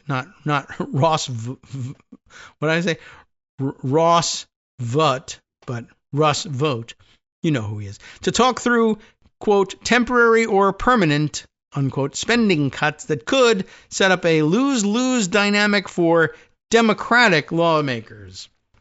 Interesting way of putting it there. And I think it's actually not inaccurate, but I don't know if that's how they meant it. It is lose-lose. Like, there's no real great upside, certainly. But I guess the best possible outcome is Trump oversteps and demonstrates to everyone just how dangerous he is. But I think what they might mean to convey here, lose-lose, is like, well, Democrats are definitely going to get blamed for this shutdown. Like, historically has never happened, and all the polling says the opposite is happening. Some very good points made on Blue Sky of late, including, I'll see if I can dig it up for you, but basically the idea that I guess the current polling shows that about 60% of respondents to the polls are kind of are blaming Trump and the Republicans more for this shutdown, only because they control every aspect of the government. Why else, right? But pointing out, if 60% of respondents said that this was the Democrats' fault, they'd have a field day. The press would be going crazy, calling for resignations, whatever it may be. But if 60%, same 60% threshold, doesn't depend on the 60%, but numbers like that, if a vast majority are blaming Republicans, for some reason, the press views it as their obligation to show why that's actually counterintuitive and it really is the Democrats' fault. So if 60% of the public says it's the Democrats' fault, the press says that's true, Democrats' fault. 60% says it's Republicans' fault. It's well, here's an opinion piece as to why that's incorrect and it really is the Democrats' fault. Hey, that seems unfair. All right, first the AP article because it's right in front of us, right? Trump announced the meeting on social media Thursday morning with Russ Vogt, right? Saying he and Vogt would determine, quote, which of the many Democrat agencies. What? They're federal government agencies. You're the federal government now, you Mr. Unitary Executive. But these are Democrat agencies. Which ones would be cut, continuing their efforts like the dodgy efforts, continuing their efforts to slash federal spending by threatening mass firings of workers and suggesting, quote, irreversible cuts to Democratic priorities. I did notice that. I want to call that out. That is interesting. That's a framing attempt, just basically him trying to normalize the cuts. And if he just says they're irreversible and they keep printing that, people, I guess, will think, oh, well, shoot, I guess they are irreversible. I'm not certain why they think they're irreversible. Like, if we were to have a normal election again and boot him out of office and replace the congressional majorities in both houses with Democrats, they could just legislate them all over again. There's nothing irreversible about it. But I think that they're going for the idea of, well, let's tell people they're irreversible so that they give up. I do think that's what they're up to. All right. Well, the White House declined to comment on the timing or details of the meeting, despite the importance placed on it by the president. So, doing it in secret. I can't believe the radical... Is this Trump? Yeah, I can't believe the radical left Democrats gave me this unprecedented opportunity. He seems pretty excited about it, which, you know, some people are saying could be backfilled spin. But again, just referring back to one of the discussions I had on Blue Sky with people who insisted, no, they really do want to avoid a shutdown. I don't think so. I think they were really looking for it. I can't believe they gave me this unprecedented opportunity. This is on his Truth Social account. They are not stupid people, so maybe this is their way of wanting to quickly and quietly make America great again. Oh, suddenly we're not too stupid. We agree with them. We don't. Hi, everybody. It's me, David. Let's change things up from the old fundraising pitch for just a minute and talk instead about how you can be a part of our show. If you've got a smartphone or any other electronic recording device, why not sit down and record a segment for us? Read us an important article and give us your take. Read one of your own original essays, or even just give us your commentary on something you'd like to share that's important to you. Then send the file to me at kagrox@gmail.com, and I'll try and work it into the show. Short segments, a few minutes in length, are easiest to fit in. And of course, I can't always guarantee that I'll be able to play everything, but if you've ever shouted at your radio or TV about something you wish was being covered, here's your chance to change that. Make the show your own. Send your submissions to me at kagrox@gmail.com.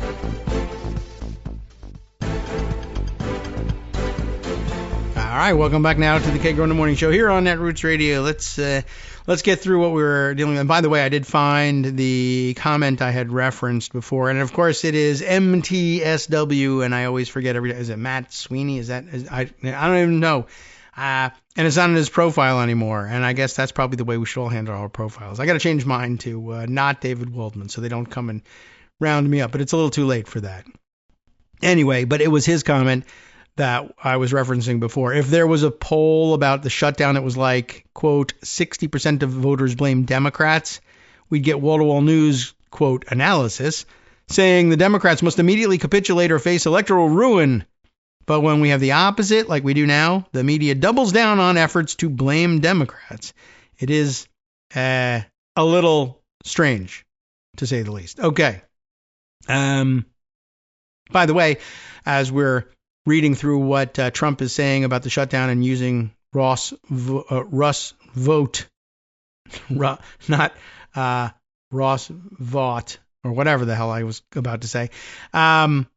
But Don Moynihan had this reminder for everybody yesterday. He says, your occasional reminder that Russ Vought, who is claiming the right to fire civil servants for whatever reason he sees fit, remember, he once refused himself to quit a political appointment position even after Trump had lost. And the reminder is a screenshot here of his, Twitter post, displaying a September 8th, 2021 letter that he had gotten from Catherine Russell, assistant to the president, that president, of course, being Joe Biden. Note again the date, September 2021. Russell Vought being addressed as as member of the Board of Visitors to the U.S. Naval Academy, something they planted him in before Trump vacated office the first time around. Dear Mr. Vought, on behalf of President Biden, I'm writing to request your resignation as a member of the Board of Visitors to the U.S. Naval Academy. Please submit your resignation to me by the close of business today. Should we not receive your resignation, your position with the board will be terminated effective 6 p.m. tonight. Thank you. Sincerely, Catherine M. Russell, Assistant to the President. and director of White House Office of Presidential Personnel. Russ Vought took a screenshot of that, posted it on Twitter, and said, no, it's a 3-year term, period, done. That was his response. Meanwhile, of course, now the shoe's on the other foot. And while the shoe was on the other foot the first time around during the Trump administration, he claimed, no, we can definitely do that. Term doesn't matter. Then he got named to a position on Trump's way out the door. Please submit your resignation. No, it's a term. Although now firing everybody and arguing everyone who says it's a term in office doesn't matter. You're fired anyway. So good point there. Well said in reminding us of this. All right, so let's jump back to the AP article here. Right. Trump, very excited because this is how he intends to use this thing. I can't believe the radical left Democrats gave me this unprecedented opportunity. Could be just braggadocio, but I don't know. When it comes to slashing, burning, and destroying the federal government, I think he might be serious.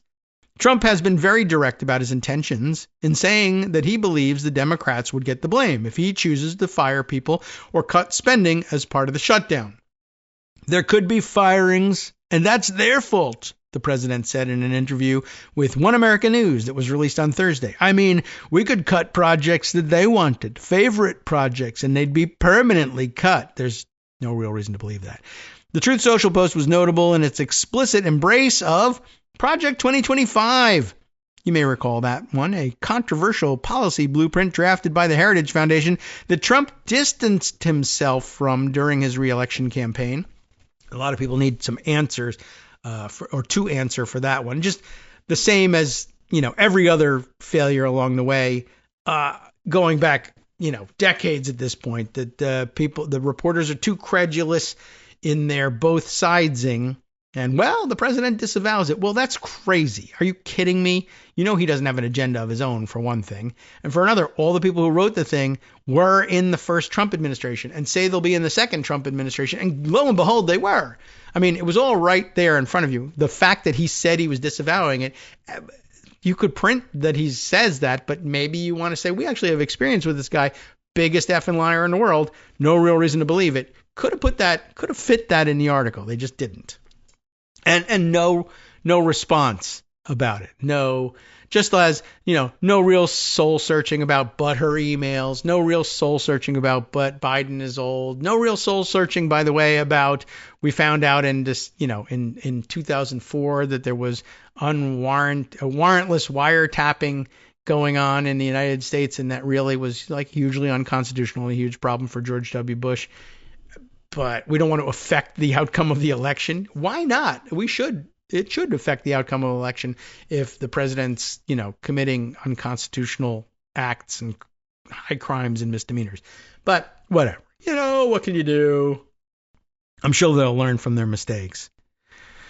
The Truth Social post, as we said, notable in its explicit embrace of Project 2025, despite the disavowals. The effort aimed to reshape the federal government around right-wing policies, and Democrats repeatedly pointed to its goals to warn of the consequences of a second Trump administration. Vought on Wednesday offered an opening salvo of the pressure he hoped to put on Democrats. He announced he was withholding $18 billion for the Hudson River Rail Tunnel and 2nd Avenue subway line in New York City that have been championed by both Democratic leaders, Senate Democratic leader Chuck Schumer and House Democratic leader Hakeem Jeffries in their home state. Vought is also canceling $8 billion in green energy projects in states with Democratic senators. Could it be more obvious? Trump's so-called maximum pain plan isn't hurting Democrats. It's hurting American families, Schumer said in a statement Thursday. Okay. He's snatching paychecks, threatening jobs, and deliberately inflicting suffering on working people just to score petty political points. I don't know. Not mentioned in this for some reason is the fact that when Vought canceled those projects, he said, I'm canceling them because woke DEI. Tunnels, very woke, very DEI-ish in there. What are you talking about? Well, they once justified building this tunnel because it would help poor people from this or that area of the city or New Jersey get to work in the city or vice versa. And some of those people were black, so that sucks. DEI, no tunnel for you. What? That's really what they're doing. It's actually what they're saying. Meanwhile, the White House is preparing for mass firings of federal workers rather than simply furloughing them, as is the usual practice during a shutdown. White House Press Secretary Caroline Leavitt said earlier this week that layoffs were imminent. If they don't want further harm on their constituents back home, then they need to reopen the government, Leavitt said Thursday of Democrats, because that's the only people who actually care about this thing. A starring role for Russ Vought is the next section here. A chart illustrating shutdown impact on federal agencies just happens to show here almost 86,000 workers over at the Department of Agriculture. 49% of them, 42,000, will be furloughed, with the note that food safety inspections to protect health will continue. But they weren't doing a great job as it is. They were overworked, overburdened, and every time they would charge a Republican donor, they would be waived off from doing anything about it. The CDC, of course, how many workers still remaining at CDC? 13,600 plus. How many furloughed? 64% of them. 8,500 of them. By the way, it says here, disease outbreaks will be monitored, but one by one they keep saying, don't monitor that one actually. Over at the Commerce Department, 43,000 workers on the books there, furloughing 81% of them, almost 35,000. The notes, I think, I'm going to stop. It's hardly worth reading of them. They're mostly lies, as it turns out. What's the source of this information in this table? Data from federal sources and websites. So, there you go. This is what the MAGA government is putting on the web. Don't worry, we'll still do XYZ. No, we won't, actually. We weren't doing it before. Last one on the chart here is the Defense Department. Civilian workers, I guess. Lots of them, by the way, although maybe they also include active duty. I don't know. 741,477 is the figure they put here for the number of workers. How many furloughed? 334,904, 45%. And moving on from there, the bespectacled and bearded Vought, necessary? I don't know, has emerged as a central figure in the shutdown, promising layoffs of government workers that would be a show of strength by the Trump administration, as well as a possible liability given the weakening jobs market and existing voter unhappiness over the economy. Trump take jobs. The strategic goal is to increase the political pressure on Democratic lawmakers as agencies tasked with environmental protection, racial equity, and addressing poverty, among other things, could be gutted over the course of the shutdown. And by the way, were gutted before the shutdown too. Many people making the very good point. This is what government policy was in the dodgy era without a government shutdown. So the threat is, if you don't reopen the government, we're going to do more of the same. Well, given that you were doing it just out of spite when the government was open, I don't know how big a threat that really is, given, okay, they could capitulate and reopen the government, and then they say, suckers, good, now we don't have that hanging over our head, but we're still firing all these people. There is that. Democratic lawmakers also see Vought as the architect of a strategy to refuse to spend congressionally approved funds using a tool known as the pocket rescission, which isn't real. But he's doing it anyway, so I guess in that sense it's real, in which the administration submits plans to return unspent money to Congress just before the end of the fiscal year, causing that money to lapse.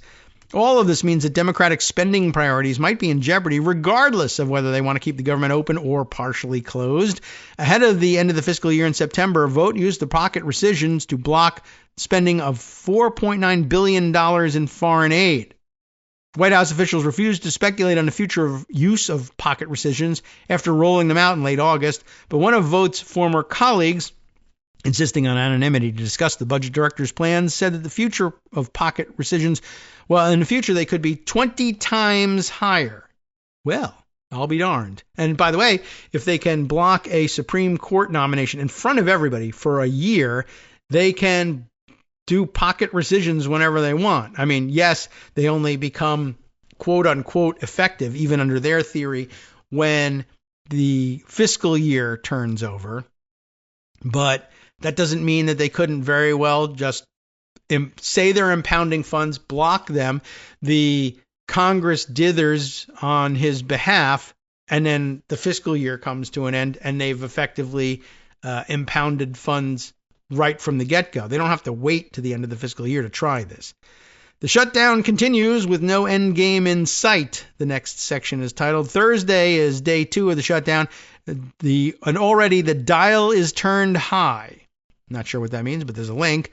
The aggressive approach coming from the Trump administration is what certain lawmakers and budget observers feared if Congress, which has the responsibility to pass legislation to fund the government, failed to do its work and relinquished control to the White House. Not the founder's plan. Sorry.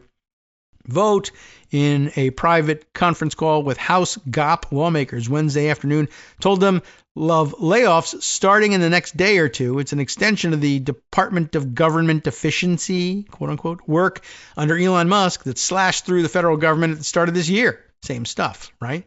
These are all things that the Trump administration has been doing since January 20th, Jeffrey said. The cruelty is the point. Adam Serwer gets the mention on that one. House Speaker Mike Johnson underscored Thursday that the shutdown gives Trump and vote vast power over the federal government. That's their claim.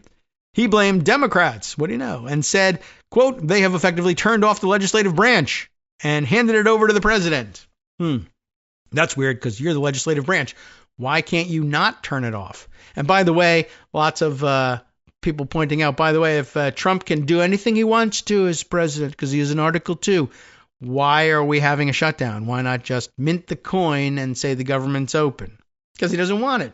Doesn't feel like it. He may want to mint the coin and keep it, but he's not interested in operating the federal government. When Congress turned off the funding runs out. It's up to the commander-in-chief, the president of the United States, to determine how those resources will be spent, the Republican speaker said, in contravention to everything we are as a country. Just throwing it out there. When the Congress turns off the funding, it's up to the president to say how resources will be spent? No. The government shuts down. Things don't happen. That's a government shutdown. Are you saying the government isn't shut down because the president can just run it personally? Wow. Hugely wrong. Still, Johnson said the Trump and vote take, quote, no pleasure in this. I think they do. Trump and the congressional leaders are not expected to meet again soon. Congress has no action scheduled Thursday in observance of the Jewish holy day. With senators due back Friday, the House won't even come back until next week. The Democrats are holding fast to their demands to preserve health care funding and refusing to back a bill that fails to do so, warning of price spikes for millions of Americans nationwide. This next section, this shutdown could harm the economy. They all can. But this one more so, perhaps. With no easy endgame in hand, the standoff risks dragging deeper into October when federal workers who remain on the job will begin missing paychecks. The nonpartisan Congressional Budget Office has estimated roughly 750,000 federal workers could be furloughed on any given day during the shutdown, a loss of $400 million daily in wages. The economic effects could spill over into the broader economy. Past shutdowns saw reduced demand for goods and services that pushed down the GDP, the CBO said, but that reversed once people returned to work. Although it should be noted that's under the normal procedure for shutdowns. This one will likely be different. We point out here, people will start missing paychecks. What they mean is the ones who usually miss paychecks who are on the job because they're deemed to be essential workers performing essential functions that just can't stop or else the government collapses entirely.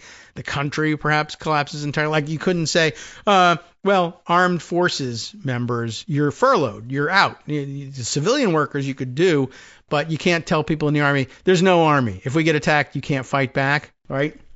I mean, it makes a certain amount of sense.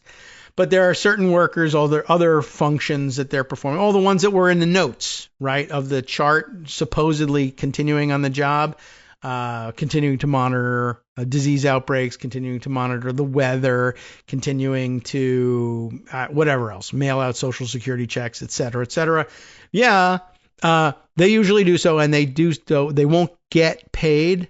That's bad news, but the usual reopening procedure as well. We recognize that that's crazy. You won't have money now, but when we reopen, we'll give you your back pay. Even Republicans used to agree to this. This time, maybe not. And also, as they said, usually people are going without pay when they're furloughed, even if they don't have to report to work. At least they don't have to report to work. Yes, there's that. But you're not getting paid, and you're just waiting for the government to reopen. It's usually a short-term thing. So you don't go out and get another job. You just end up suffering. And then when you're returned to work, you get paid for that time off too. And it ends up being a huge waste of resources, but that's what they usually do. But here they're saying, well, one, we may just fire you permanently. And two, they may just say, well, sorry, none of you are getting paid. But one of the things to realize about one of these shutdowns is nobody gets those checks. There are some people who are working and will get back pay, usually. And there are some people who are not working and will get back pay. But right now, they're not getting paid, and it's causing problems for them. One, they may never get repaid. And two, even if they do, right now is a very bad time to be saying 1 million people are just not going to get paychecks for the time being. Anyway, the economic effects, of course, could spill over into the broader economy. Previous shutdowns have done minimal economic damage, in part because their consequences were either contained or reversed once the government fully reopened. But the impact would be different if there were permanent layoffs at a time when the labor market was already starting to struggle. How Trump and vote can reshape federal government? Well, last section here. With Congress as a standstill, it should be at a standstill, the Trump administration has taken advantage of new levers to determine how to shape the federal government. A little bit normalizing, but it's what we were talking about before. The Trump administration can tap into funds to pay workers of the Defense Department and Homeland Security from what's commonly called the, quote, one big beautiful bill that was signed into law this summer, according to the CBO. So, by the way, for those of you who are like, well, they're desperately trying to avoid a shutdown, I think not, because they laid the groundwork in their one big bill to make sure that there was a fund available to pay the departments they like, Homeland Security and the Defense Department. They put aside money. I mean, it can run out. It's a limited pool, but they knew a shutdown was coming because they intended to cause one. That's not a sign. That's not evidence that they were looking to avoid it. That would ensure Trump's immigration enforcement and mass deportation agenda is uninterrupted. But employees who remain on the job at many other agencies will have to wait for the government to reopen before they get a paycheck. So there you go. Something worth considering. And golly, I know there's an awful lot still happening that we haven't gotten to. Let's see what I can scramble around and put in the last couple of minutes here. Oh, yes. Okay. This happening too. This was something I was thinking about cramming into the pre-recorded show from yesterday. So maybe that's first in line for getting in there. Adam Serwer commenting on Nicholas Grossman's commenting on a story I wanted to bring you. What's the story? Grossman says Chris Rufo's disastrous takeover of New College in Florida. I'll tell you about what the disaster is maybe in the next few minutes. Shows what universities would become if they sign the Trump regime's extraordinary compact, the latest round in the attack on the universities, elite and otherwise, all around the country. New College was supposed to be the model of an anti-woke conservative higher ed that Americans supposedly crave. Instead, it showed the opposite and serves as a warning. I'll tell you what the warning is in a second. Adam commenting on Nicholas's comment. Universities considering capitulating to the Trump conditions in this compact should use this real-world example, New College, to understand they will simply be destroying their own institution. What's going on here? Well, for one thing, this one I'm not up to speed on, but we'll be talking about by Monday, I'm sure. This idea, this compact, essentially the Trump administration saying there are a lot of all the money that the federal government spends in one way or another on supporting higher education in this country is going to be I'm going to turn off the spigot. We can turn all those sources off unless you capitulate to me in the ways that I demanded Harvard do the same. This kind of, I want control over admissions. I want control over curriculum. I want control over hiring. He's going to federalize, nationalize without saying so, the higher education system, private higher education system as well. Not just state operated. There are no federal universities, I don't think. Well, no, outside of the armed forces, I guess. But anyway, this is the idea. Now, what's Nicholas talking about? What happened at New College? That I'm not up to speed on necessarily, but I had an article for you that I thought I might squeeze into yesterday's show, and we didn't get to it. The New York Times, though, will bring us up to date on the compact. I won't read that one first. That's the newer news, but I'll include it in the roundup. Trump's compact with universities is just extortion. I have the explainer here in a opinion guest essay from the New York Times from Erwin Chemerinsky, dean of the law school at California, Berkeley, and they employ John Yoo. So that's really something. But Chemerinsky's been in our news roundups in the past. Interesting and well-respected figure. And he hits the nail on the head. All you have to hear is Trump's compact with universities is just extortion. Do things my way or else I'll turn off the money. And, probably left unstated is if you buy some Trump coin, we might look the other way, but that's not in there. But what about the new college thing? That I had put aside before we even got to the announcement of this compact thing. And I got to scroll down to try to find it.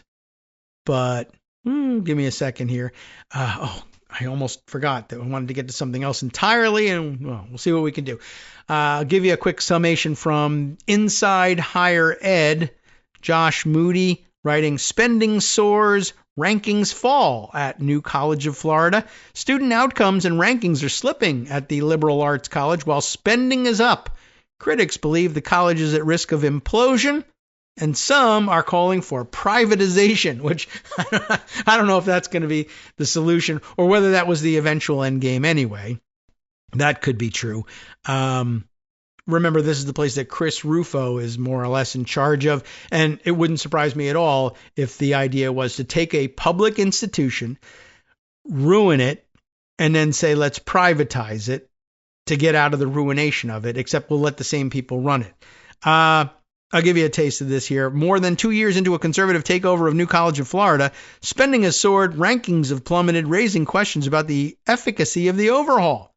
This was all supposed to not happen, except maybe it was the plan. While state officials, including Republican Governor Ron DeSantis, have celebrated the death of what they have described as, quote, woke indoctrination at the small liberal arts college, student outcomes trending downward across the board. Both graduation and retention rates have fallen since the takeover in 2023. Those metrics are down even as New College spends more than 10 times per student what the other 11 members of the state university system spend on average.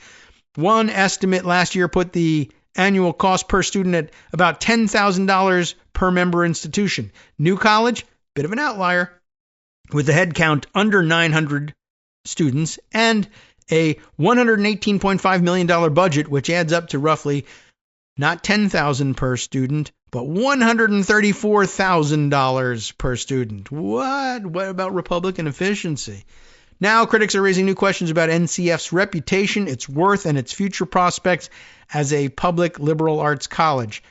But again, keep one eye on the possibility that they were out to destroy public education, period, and they may be very happy with that outcome. I would recommend reading this on your own over the weekend. I'm going to take a look at it too. I just wanted to skip around a little bit more because there's a little bit more even on this subject to get in, plus something completely different at some point. But yeah, so there's the compact thing that I mentioned. You're going to have to read that one on your own. Plus this interesting take on things from Gavin Newsom, who's having some innovative thinking done for him, perhaps. Get this one from the San Francisco Chronicle. Newsom threatens state funding for California universities that agree to Trump's demands. How about that? That's an interesting turnabout, right? Trump is essentially saying, I'm going to threaten federal funding for anybody that agrees to the woke demands from these blue state governors. Blue state governors, I think, though, pay a lot more towards their state universities than the federal government does. And guess what? Maybe the larger source of funding will be cut off if you capitulate to those guys in the federal government. Wow. It's a little bit dangerous, but it's an interesting take. Sophia Bolag, the staff writer for the San Francisco Chronicle, gives you this opening taste in the first paragraph. Gavin Newsom threatened on Thursday to withhold state funding from California universities that agree to new policies proposed by President Donald Trump on transgender students. Of course, top of the list. free speech, student discipline, and other political issues. In an all-cap statement designed to mimic Trump's social media posts, Newsom said California universities that signed what he calls the radical agreement, and I'm going to give him a Trump voice, will lose state funds, including those for scholarships. I don't know. I hate to see the brinksmanship escalate, but it might not be unwise. I was wondering about, now that Russ Vought is going to be withholding tax dollars paid largely by blue states to the federal government, whether there was anything to be constructed in response to that. Like, I don't know how you would make it work. Maybe you can't. Should state governments be collecting federal tax payments in escrow and holding them, but withholding them, and say, if you want to get hold of this tax money, you can't sue the taxpayers. They've parted with the dollars, but you can sue the state if you want over whether or not we're going to pay you the escrow now or later or never. But since we're going to need this money back to pay for federally appropriated funds that you're illegally withholding, I don't know. Test that out. Could be a thing. All right. Before I go, I have to mention this thing. I wanted to make a bigger deal of this too, but a story emerging in the last couple of days from, I don't know, somehow it didn't get reported ahead of time. When Trump went to England for the state visit, apparently they wanted very badly, he and Melania. He put Melania in charge of picking I don't know how much she did on it. We got to bring a gift for King Charles. Well, you don't, but I mean, okay, protocol, whatever. So they decided they were going to bring him a gift. What did they decide to do? For some reason, they got in their head, we're going to give him one of Dwight Eisenhower's swords. Now, okay, he had swords. He was a military figure, and back in the day, he had some ceremonial swords. We're going to take one of those out of a museum and give it to King Charles. And they decided they wanted one from the Dwight Eisenhower Library, and they started pressuring them to give him one of the swords. And they were like, it's a museum piece. It belongs here to the American people. You can't just take it and say, we brought you this nice gift, except you stole it from the American people. Anyway, long story short, I think they ended up giving him a replica, but guess who's now out of a job? The director of the Eisenhower Museum. From networksradio.com. How? It's not even a federal institution? I don't think. To Kagro. But there you have it. With David Waldman. All right, it's time to hand things over to Justice Putnam for the West Coast Cookbook and Speakeasy. But I just wanted to say, by the way, now that we're heading to our 250th anniversary of independence, and Trump is supposed to preside over it, surrendering an American president and general's sword to the British monarch, what the effing F are you doing? Get your head together. All right, if you can't get your head together, Justice will put it together for you next.